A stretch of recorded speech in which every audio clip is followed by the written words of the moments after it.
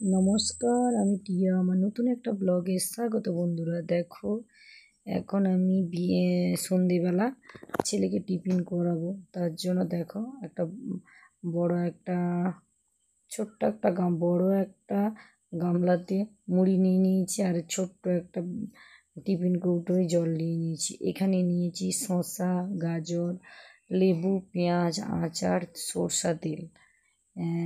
তাই দেখো সব রেডি করছি, তাই তোমাদেরকে দেখাচ্ছি। আর দেখো শসাটা প্রচুর নরম, তার জন্য শসাটার আর ছাল ছড়াইনি। ছালটা ছড়াতে এত পাতলা, তার জন্য আর ছাল ছড়ানো হয়নি। তাই আমি চেষ্টা করলাম একবারে ভালো করে ধুয়ে ভালো করে কুচিয়ে দিই।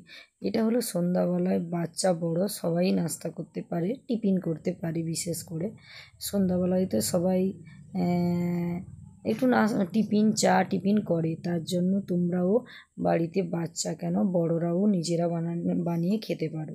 তার জন্য আমি আজকে সন্ধ্যাবেলা, আজকে শনিবার দিন ছিল, ছেলে বলছে আজকে আমি কিছুই করিনি, ভাবছিলাম অন্য কোনো খাবার বানাবো। বলছে অনেক দিন হয়ে গেল তোকে একটু মশলা মুড়ি বানিয়ে দেওয়া হয়নি, চল আজকে বানিয়ে দিই। তাই দেখো প্রথমে তো দেখলে শশাটাকে ভালো করে ধুয়ে তার মুখটাকে ভালো করে না ঘষলেও তিতে তিতে করে, এই জন্য ভালো করে আঠাটা বের করে আবার কেটে ফেলে দিয়েছি।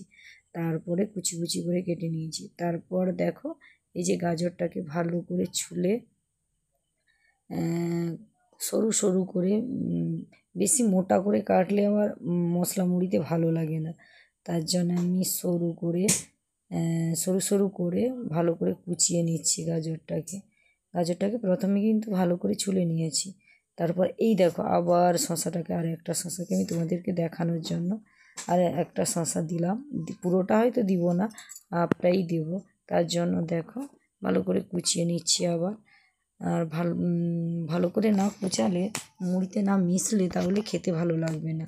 তাই দেখো আমি আবার ভালো করে কুচিয়ে নিলাম, আর দেবো না। এবার দেবো ঝুরি একটু বেশি করে দিচ্ছি। একটু মশলা মুড়ি সপ্তাহে একদিন করি, তার জন্য একটু ভালো করেই করে দিতে হবে, ছোট্ট বাচ্চা বলে কথা। তার জন্য দেখো একটু লেবুও দিয়ে দিলাম, সরষা তেল দিলাম, একটু লেবু দিলাম। তারপরে কি করব বলো তো বন্ধুরা, বটিটাকে সাইড করে নিলাম, দিয়ে হাত ধুয়ে ভালো করে মুড়িটাকে ভালো করে মিক্সড করে নিই, তারপরে বলছি। আর দেখেই তো আমার লোভ লেগে গেছে, তাও আমি একটু টেস্ট করে দেখতে হবে লেবুটা আবার বেশি হয়ে গেল নাকি, নাহলে আবার বেশি হয়ে গেলে আমার মুড়ি মিশাতে হবে। তাই একটু টেস্ট করে দেখলাম, ঠিক আছে। দেখো আচারের তেল একটু দিলাম, আর এই যে আম আচার, এটা আম একটু আচার ছিল তাই দিয়ে দিলাম। আজকের সন্ধ্যের টিফিন আমাদের কেমন হয়েছে কমেন্টে জানিও বন্ধুরা, ভালো লাগলে কমেন্ট। এই দেখো গাইস, আমাদের মশলা মুড়ি রেডি, আমরা 3 জন খাবো। ঐশী খাবে, চিকু খাবে, আমি খাবো। দেখে নাও এবার আমাদের মশলা মুড়ি পুরো রেডি।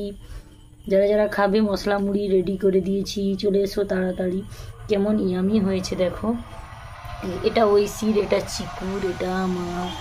যারা খেতে চাও চলে আসবে আমার বাড়িতে, ঠিক আছে।